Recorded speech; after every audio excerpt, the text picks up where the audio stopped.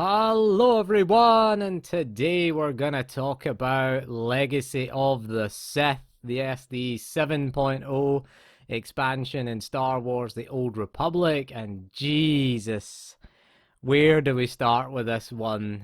So this is gonna be a review of Legacy of the Sith, and I guess we'll start with the good stuff, I guess, because there's not much of it, to be honest with you.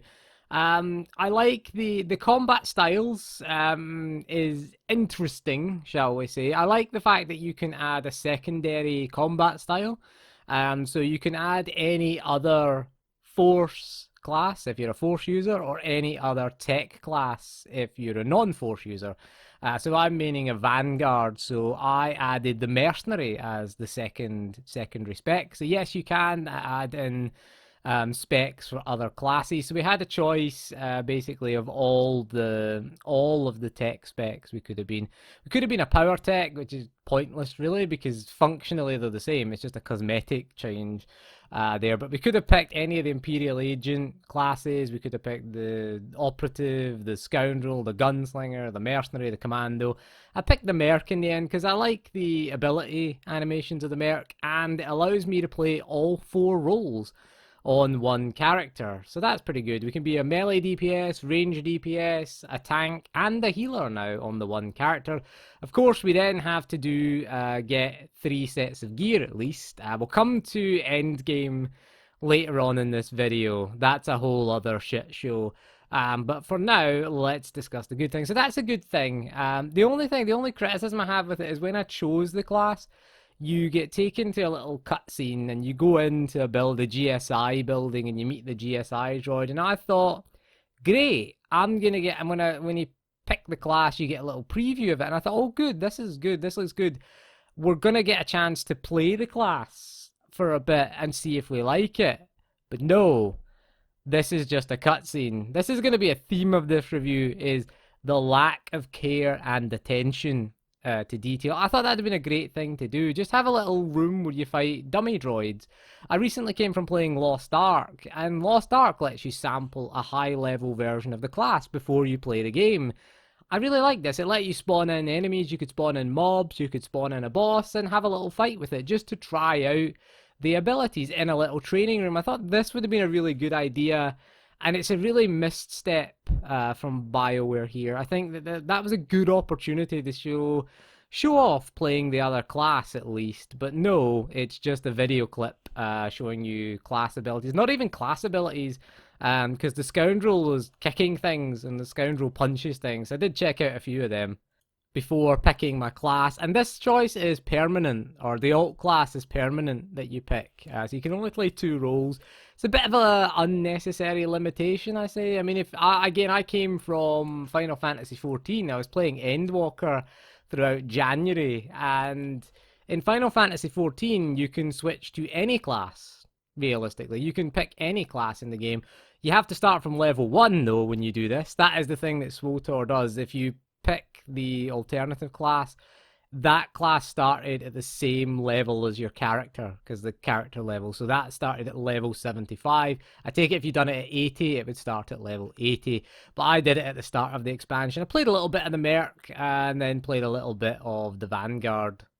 I much prefer the Vanguard as a DPS, but it is nice to have the option. If your melee DPS sucks, then we can move on to range DPS. So that is quite good. It should make class balance a little bit easier.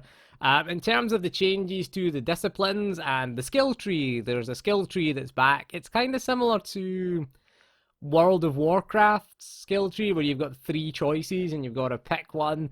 Some of these are really good. I like the one where you can augment the use of Cell Burst. I think that's really good. And you can also augment the use of your gut. I think that's good. That gives you player choice. The Cell Burst one, you can turn Cell Burst into an AoE. One of the options there. So that's good for clearing trash, really.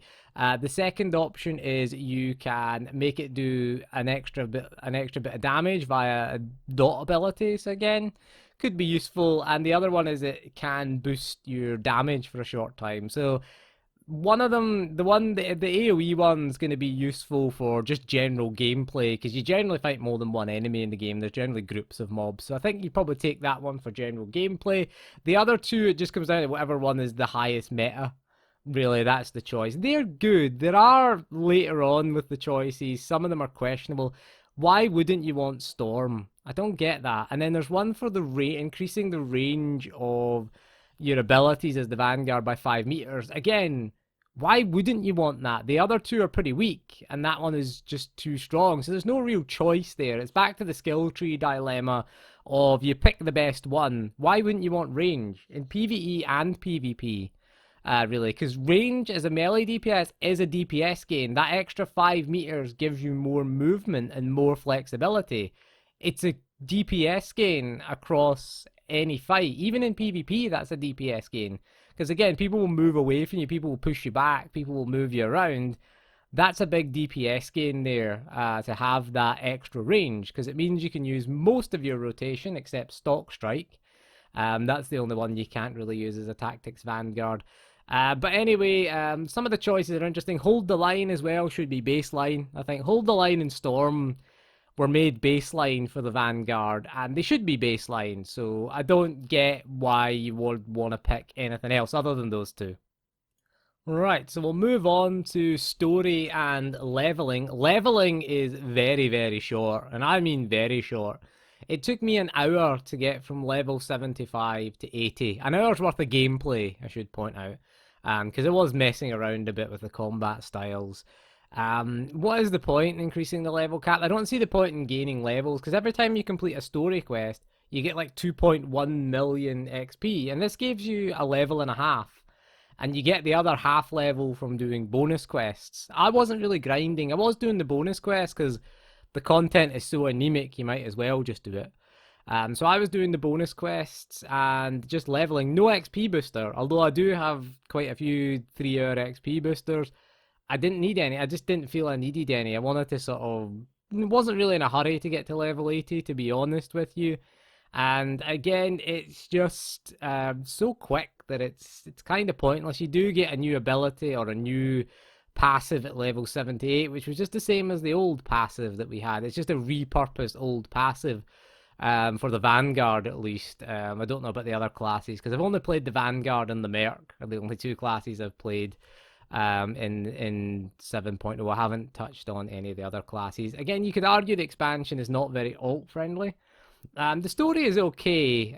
Supposed to be centered around Malgus, but he's only in it at the end, really. I feel like they put 98% of the effort in this expansion into the trailer. 98% effort into the trailer, 2% went into the actual game. Because the developers on Twitter, they were hyping up the trailer more than the actual expansion, and that kind of says it all. The story is okay, Manan was alright, it's just a typical corridor RPG that we've been used to since 4.0. It's basically the same thing. There's nothing really new or innovative. You get these ability things like grenades and things, which you never need, to be honest with you, because your class and your companion are just so much better. Like, you get... I never ever used them. There is a bug, though, where if you finish a cutscene, it won't move you to the next area where the cutscene ends. It just goes back to the previous area. You kind of wander about confused, going, where's the marker? Where am I meant to go? You have to watch the cutscene again. This happened to me 4 times. I had to watch one cutscene 4 times. So that is, again, lack of care and attention, really. It is very short. The flashpoint that you do in the game is full of bugs as well. We did that on stream. I did the live stream on Thursday, it was. And we tried to finish the flashpoint. Couldn't finish it. The first boss killed us by pushing us through the floor. We went through the floor, died with fall damage. Eventually killed the first boss. Died on the second boss because the AI is too dumb to move out of circles on the ground. Again, I came from Final Fantasy XIV Endwalker, where they do have the trust system, which allows you to do dungeons with 3 of your companions. You can take on your role. So if you try it as a healer, you'll be a healer, and you'll have 2 DPS companions and a tank companion. If you want to be a tank, you'll have 2 DPS and a healer companion. And if you're a DPS, you can pick, so you can pick what you want to do with your companions in Final Fantasy XIV. Now, the AI in Final Fantasy XIV is smart enough to move out of the circles on the ground. The AI is actually quite good at doing the mechanics. I learned the fights by following Y'shtola around because she was a ranged magical DPS and I had her as the other DPS and I was a summoner, which is again a ranged magical DPS. So by following her around, I actually learned the mechanics from the AI. SWTOR, no. Tau and Blondie just stand there in the red and die. So I had to make Tau a healer in order to get the second boss done. Because she would just die and then I would have to tank everything. Lana just bugged out for most of the flashpoint. I think we had like 3 crashes. We had a blue screen of death as well, which was, I don't know if it was caused by SWTOR. It probably was, because the only thing running on the PC was SWTOR. The stream was going from the other PC that was running OBS and all the sort of audio equipment for the stream. So I don't think it was that caused it. So we had that, and then we fought Malgus. Jesus Christ, who designed this Malgus fight? It is a total joke. To be fair to Malgus, he does say he's unkillable, and that's true, because he has a mechanic where he pulls you in, but he pulls you through the level, and you die with fall damage. This is not a mechanic in the game, this is a bug.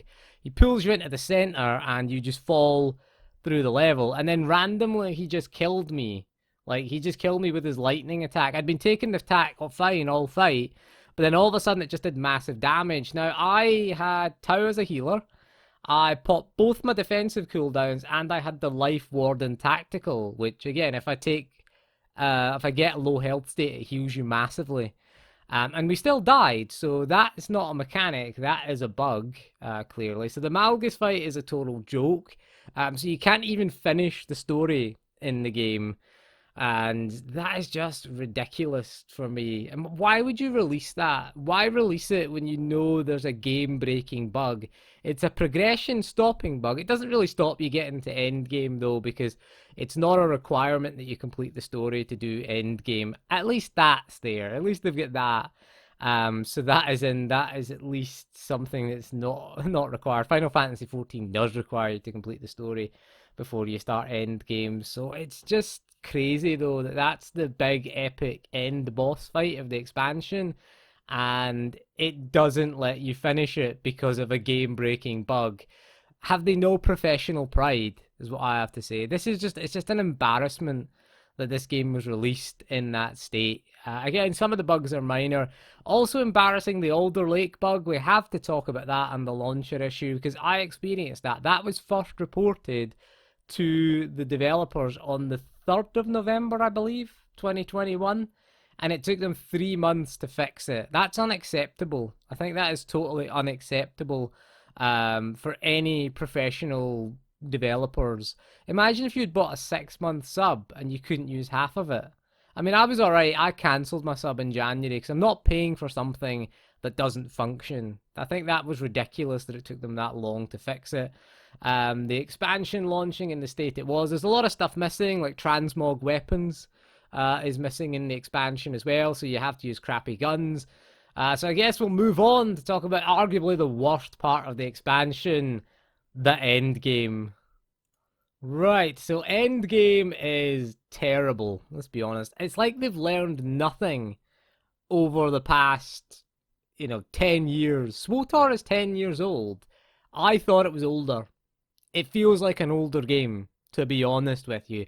It does not feel like a 10-year-old game. Final Fantasy XIV is technically older, although it did relaunch in 2013, but at least it feels like a new game. SWTOR just feels like a game that came out in 2008, to be honest with you, because that's what it felt like when it came out in 2011. It felt outdated. It doesn't feel old school. It feels old-fashioned. But nevertheless, let's go into the end game. So, one of my biggest gripes is the amount of currencies there are in end game. Jesus Christ, this feels like one of the worst free-to-play MMO systems that you get. You see that in some of those free-to-play where they've got, it's a confusopoly is what they call it, a confusion of currencies. It takes 4 currencies to upgrade Flashpoint or Ops gear. 4 different currencies. Let that sink in for a minute. Gear drops from bosses. It has a base item level with a flashpoint gear does of 320. You can upgrade it to 322, but again, this takes 4 currencies. Tech fragments are one of them. You've got the commendations, the service medal commendations, which by the way are a pay-to-win currency. You can buy them for cartel coins because they're available in the galactic seasons. So you can pay 6,000 cartel coins. You'll get 1,000 back, though, so it's 5,000 in reality, to skip the galactic seasons. And I think every 5 levels of galactic seasons, you get 20 service commendation medals. So you can buy them for cartel coins. You can pay to skip the grind if you want. You can pay to skip that. So there is a pay to win element. You get 200 of these medals, or commendations, whatever, for doing your conquest. So that's not so bad, at least. The conquest now has gone up to 100,000 at least. So at least it takes a bit more time. There's a bit more meat on the bones of conquest. I'm okay with that change. I'm actually okay with that. Legendary items I haven't seen drop yet, but yeah, the end game, you get a piece of gear and then you've got to grind to upgrade it. You've got 2 other currencies. You've got the aquatic, whatever the thing is called, and then you've got the other like crafting thing. It looks like a crafting material thing. These drop from the aquatic one drops from quests, and the other one drops from flashpoints and operations. The idea is you've got to go in and use that to upgrade the gear. The cost of this is ridiculous, though. I mean, talk about confusing. Imagine being a new player and being confronted with all these different currencies. I would find that really confusing. They're supposed to be simplifying it. They're supposed to simplify the end game. They made it more complicated than ever. I'm someone who didn't think there was anything wrong with 6.0, with Onslaught's gearing system, because, you know, you progressed as you got gear, and there was the game just threw gear at you. Granted, most of it was crap, okay? You were vendoring it most of the time. Most of it was crap. It also cost credits as well to do the gear upgrade as well. That's the 4th currency, in case you were wondering. So service commendation medals. I don't think there's tech fragments, although I think it might be tech, maybe 5 then. You obviously need the piece of gear to do it, so that's a given. But yeah, the end game is kind of ridiculous. The itemization is stupid. Again, there's no customization. There's no orange gear with mods, enhancements, and armorings.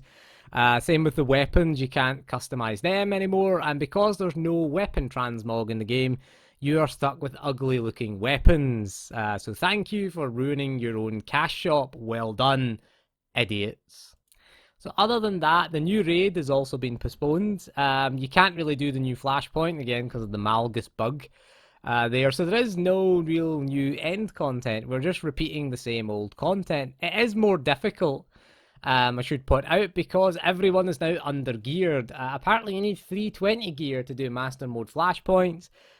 And Master Mode flashpoints drop 320 gear. So you're going to be grinding a lot of flashpoints to upgrade to 322. It's not really going to make a huge difference, really. 320, 322, really. You're doing a lot of grinding to do a minor upgrade. That's what I feel. If it's 324, maybe. But 322 isn't worth it. I don't know if you can upgrade it then further. But the confused Uplay that they've created there around the grinding for gear is ridiculous. I like that. I mean, 6.0 you could do whatever you want to get gear. That was good. Master Mode flashpoints end up just being the fastest method. Spammer Station became the thing. That's why everyone just ran Hammer Station, because that was the quickest method of getting gear. The bosses dropped gear, and then you got a loot chest at the end with gear in it. You got 2 chests for completing it via Group Finder, and then you would get an additional 3 chests as well for doing the weekly.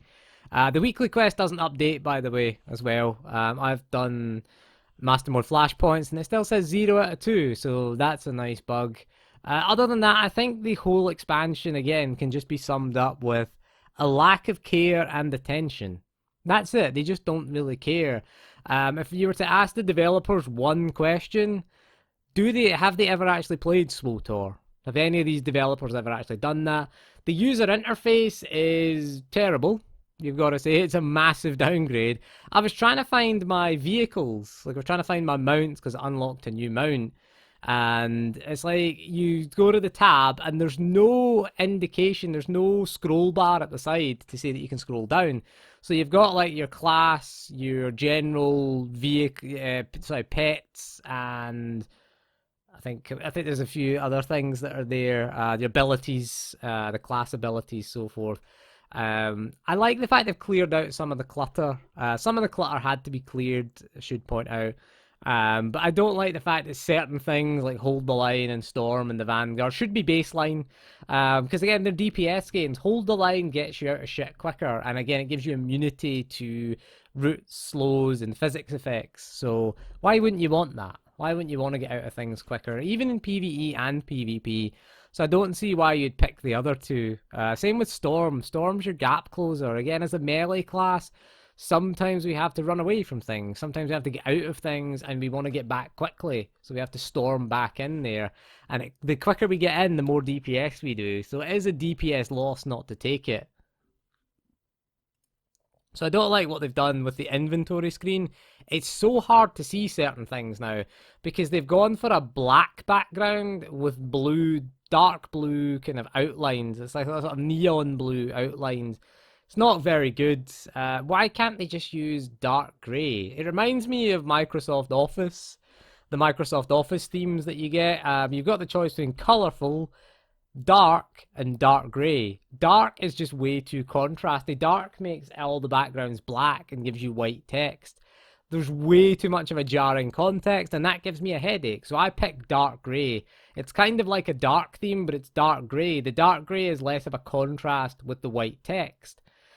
Or with the blue outline. I mean, if you look at something like Final Fantasy XIV, again, that uses a dark grey, silvery background, but it just, again, makes things easier to see. Sometimes you just can't notice things in your inventory. It's a bit... I don't know why this changed. It's just change for the sake of change. Again, they didn't go with the mouse. Like, it doesn't show you a scroll bar to say you can scroll down to vehicles. Which, again, is another poor... Again, lack of care and attention. What we've got to say.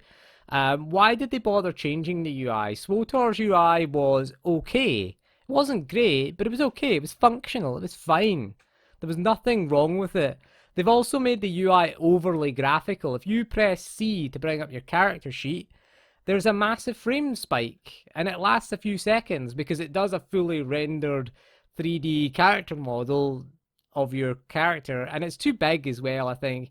Also, the stats at the side don't mean anything. You've got damage, support, and survival. If you mouse over support as a Vanguard, you get an HPS value. The Vanguard doesn't do any healing. That value is useless. I get the defensive value is pointless as well, because I'm not a tank. So I'm only, as a DPS, I'm only interested in one, and that's my damage stat. I don't care. I'm not going to spec anything into defense. I don't really care about that, to be honest with you. I don't know why they show you that. If you're a tank, you want to see the defense. You also have to then click on the button to show up your abilities, so you can see like your crit, your accuracy. Accuracy's still in the game. Why? Get rid of accuracy for DPS, please. Especially since we cannot customize our gear anymore. So we're stuck giving what the developers give us. And again, we still have to hit that accuracy cap of 110%, or otherwise bosses will resist. I don't see the point in this. Get rid of it from the game. Just get rid of it out of the game. It makes being a healer and doing DPS annoying as well, because, again, the boss has a chance to resist your attacks if it's not 110%. I just don't like that. I don't like the way the itemizations broke down on the gear and the fact that you can't do anything about it. We've gone, it seems like a massive step backwards. Why have they simplified that gear and then complicated the upgrade path for the gear? I don't understand it. I don't think they know what they're doing. Anyway, we've ranted on so long. I think I've covered everything. The general performance of the game is about the same as ever.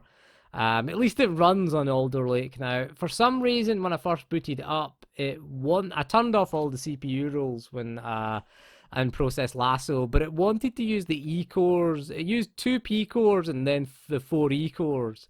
So I had to go in again and disable the E cores to get better performance. That was a bit of an issue that I had with an Alder Lake CPU.